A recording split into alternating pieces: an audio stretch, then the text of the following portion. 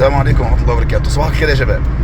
طبعا بعد غلو اسعار الباقات النت، وواحد زي حالاتي بيسافر كتير ويستخدم برنامج اللي هو رادار بود، ده اللي هو بتاع المطبات والرادارات. بجد يعني تكلفة الباقة النهارده اللي كانت ب 155 جنيه ب 245 جنيه 245 جنيه اهو. مطب صناعي على الطريق. ده مطب صناعي على الطريق، فهو بيقول لك المطب ان في مطب صناعي. طبعا مش كل المطبات بيطلعها، بس الاغلبيه بتطلعها. اهو المطب قدامنا اهو اهو هيقول لك بعد كده لا هو اداني المطب ده، الصفاره دي معناها ان هو المطب ده اللي احنا وصلنا عنده ده. شوف كده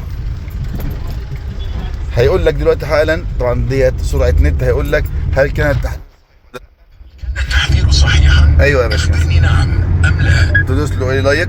طبعا برضو لما يكون في رادار بيحذرك من الرادار، فده برنامج مسلي جدا للطريق ومفيد جدا جدا. وكمان اكتر افاده ليه شفتها، كنت على الطريق في طريق الحمام، وكان مفيش نور نهائيا، عمدان نهائيا. لو اللي ماشي عند طريق الحمام ده بالليل عارف الكلام اللي انا بقوله ده.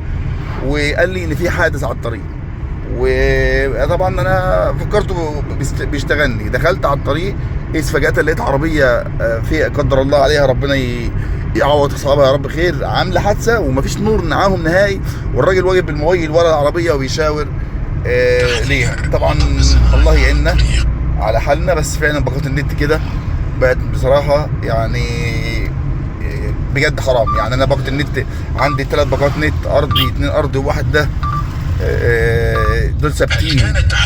عايز تقول لي و15 يوم مشكله.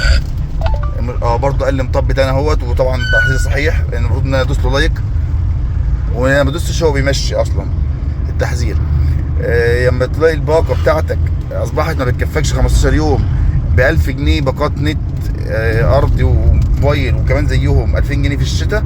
يعني في الصيف كنا بنقوله ماشي وفي شغل والدنيا بتمشي الحال، لكن دلوقتي مفيش اي فايده غير ان انا ماشي على الطريق اخد باقات نت، باقتين نت باقه 15 يوم للبرنامج ده بس، وغير يعني كده. لا كتير بصراحه. الله يعين الناس على حالها. صباح الفل.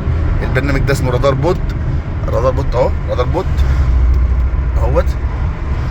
تحذير مطب صناعي على الطريق. حاجه مسليه يعني، وحاجه حلوه. مطب اهو قدامكم، فانصحكم تنزلوه وتستخدموه، مفيد جدا معاكم. صباح الفل.